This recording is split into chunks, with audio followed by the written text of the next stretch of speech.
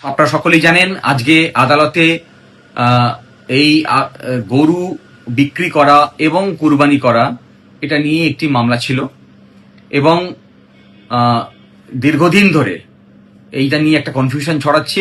প্রচুর মানুষ তারা যন্ত্রণার মধ্যে দিন কাটাচ্ছে, যারা বিশেষ করে গরু লালন পালন করে এবং গরুকে নিয়েই তাদের জীবন ধারণ করে। এবং এই কুরবানি ঈদের সময় তারা এই গরুগুলোকে বিক্রি করে উপার্জন করে। এইরকম একটা বৃহৎ অংশের মানুষ যারা মুসলিম সম্প্রদায়ের নন, বেশিরভাগই তাদের মধ্যে কেউ কেউ আমার কাছে মামলাও করেছেন এবং তাদের যে দীর্ঘদিন ধরে যে ঋণ নিয়েছেন এই গরুকে বড় করার জন্য, সেই ঋণ শোধ করতে পারবেন না যদি কিনা এই গরু তারা বেচতে না পারেন, এই রকম জায়গায় পৌঁছেছেন। আমরা মানুষ সুইসাইড করেছেন এমন খবরও পেয়েছি গরু বেচতে না পেরে। মামলাগুলি হয়েছে, কিছু মামলা পেন্ডিং আছে। এমতো অবস্থায় আজকে কলকাতা হাইকোর্টের যে মামলা এবং তার যে নির্দেশ তা খুব গুরুত্বপূর্ণ। এই কারণ আমরা মামলা চলাকালীন একটি প্রশ্ন তুলে দিই যে পঞ্চায়েত এলাকাতে এই 1950 সালের আইন কখনোই লাগু করেনি।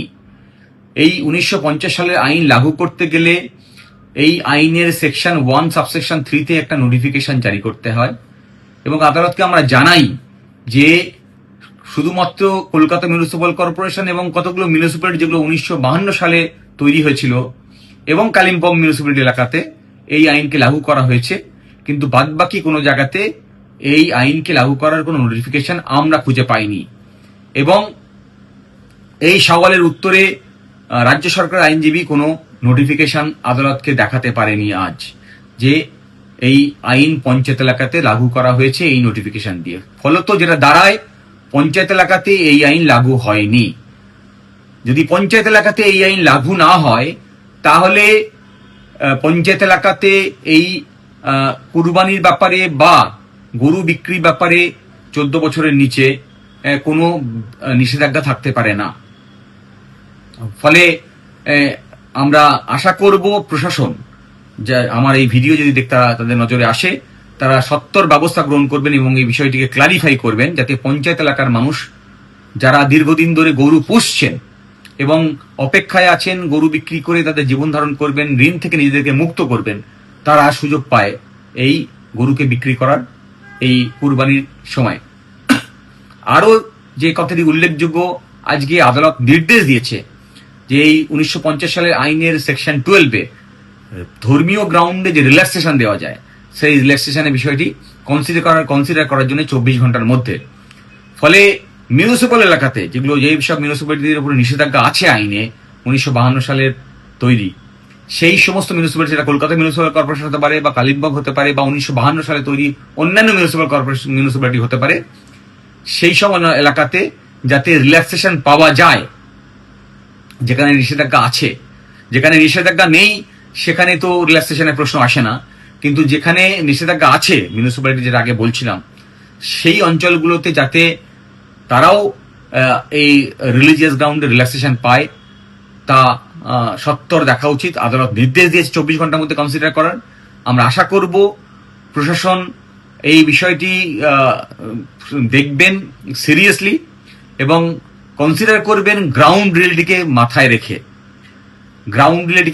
বলছি দুটো কারণে। কারণ 1950 সালের আইনের কথা আমরা বলছি, আমরা আদালতে সওয়াল করেছি। এই আইনটি মূলত দুটি কারণে করা হয়েছিল, যাতে গরুকে চাষের কাজে ব্যবহার করা যায়। আপনারা সকলেই জানেন আধুনিক যুগে এখন চাষের কাজে ট্রাক্টর ব্যবহার করা হয়, গরুকে সেই অর্থে ব্যবহার করা হয়ই না।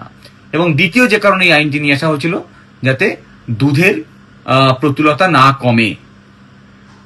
ফলে আমরা 2019 সালের একটি রিপোর্ট, কেন্দ্রীয় সরকারের রিপোর্ট আমরা আদালতের কাছে পেশ করেছি, এটা দেখানোর জন্য যে উত্তরপ্রদেশ এবং মধ্যপ্রদেশ যেখানে গরু ব্যান ছিল, সেখানে গরুর উৎপাদন কমেছে।